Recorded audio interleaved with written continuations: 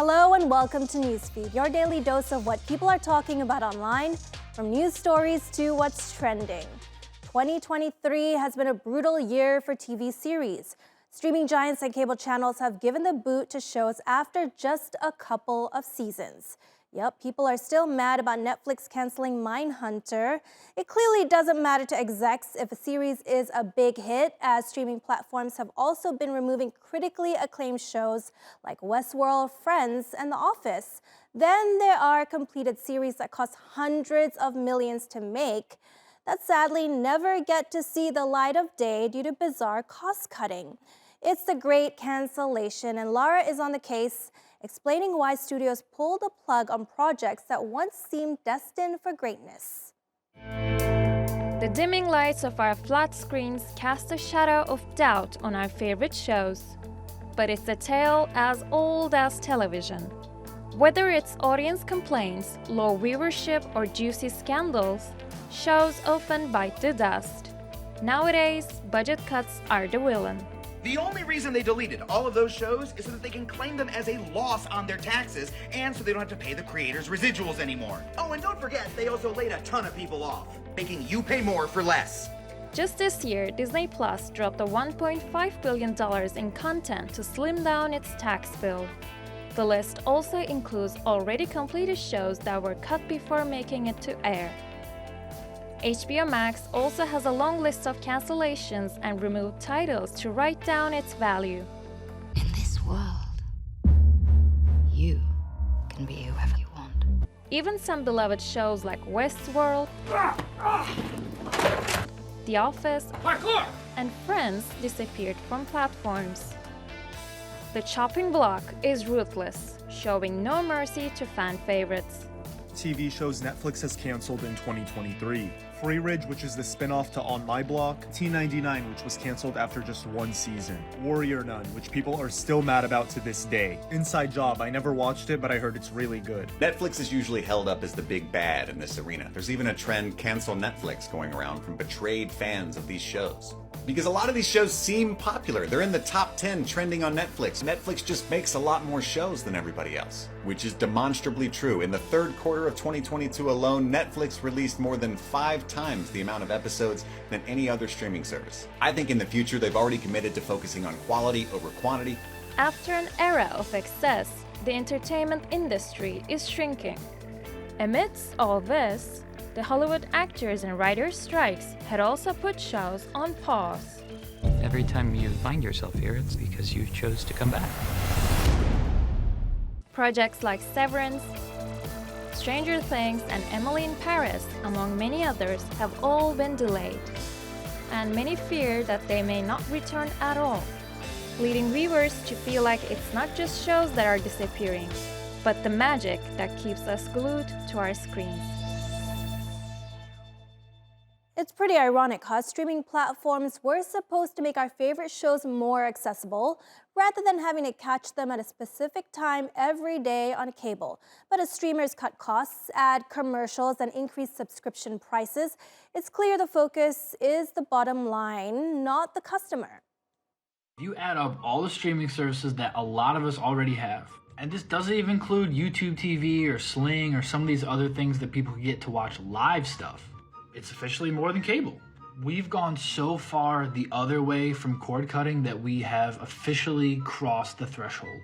I don't know if we'll ever actually go back to cable, but my weird theory is that somebody like 3 years from now is gonna invent cable again. And it's not just streaming platforms who haven't delivered on their promises, it's Silicon Valley as a whole.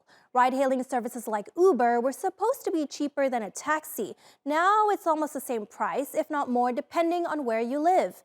Ordering in often might have been a luxury once, but it quickly became a busy person's must-have thanks to apps. Yet in most cases, it's obviously not a financially smart habit to have.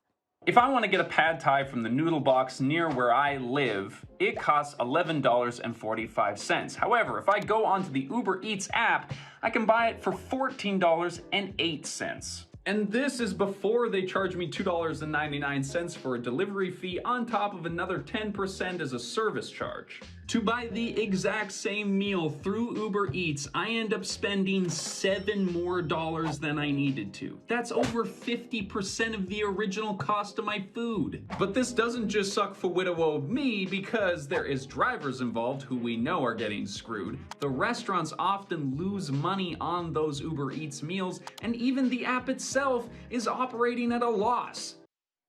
Wow, I remember the days when these apps were actually the cheaper option. 10 to 15 years ago, startups were getting crazy funding and giving big discounts on their apps to get more users.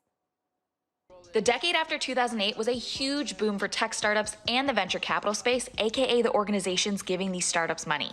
Many of the companies we now use daily were founded and funded during that time period.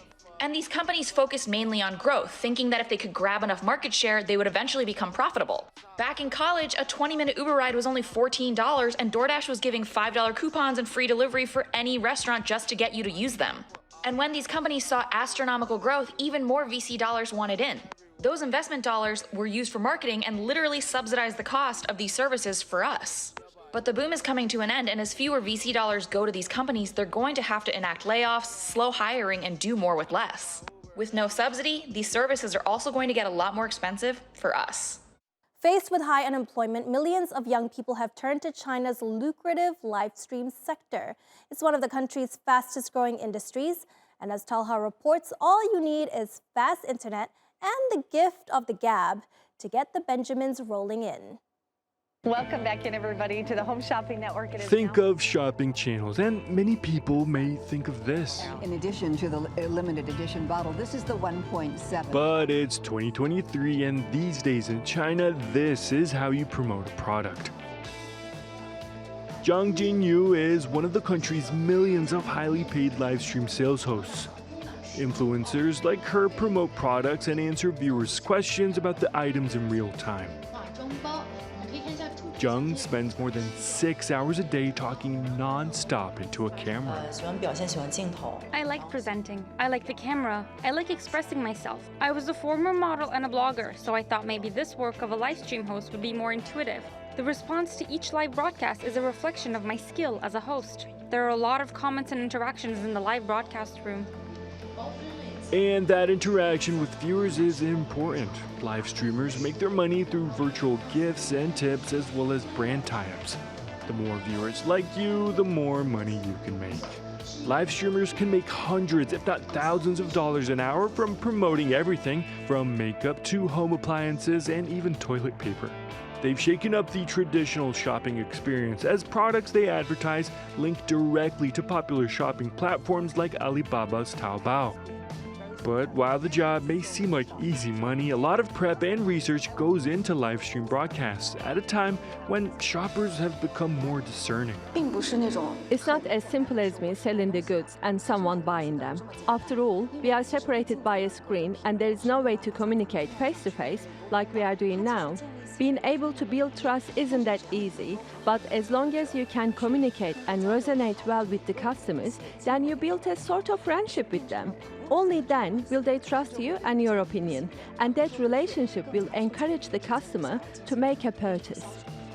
Live streaming generated $480 billion worth of sales in China just last year.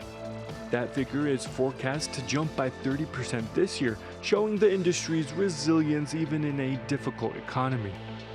Stats from 2020 show the industry employed more than 1.2 million people, and the sector is only expected to become more competitive as live streamers vie for eyeballs.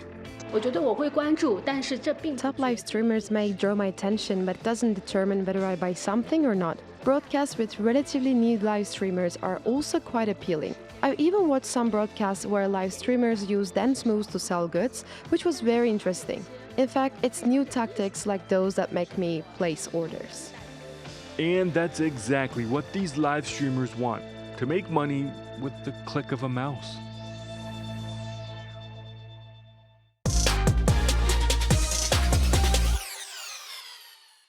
All right, on to what's trending. Until recently, making yourself look good meant a trip to your local salon to have your hair done. But nowadays, some are going the extra mile, quite literally, to freshen up their looks. As Nick reports, in some cases, it's actually cheaper to hop on a plane for that makeover. TikTok sensation Bryn Wright embarked on a whirlwind 10,000-kilometer journey, all for a single purpose: a fresh hairdo.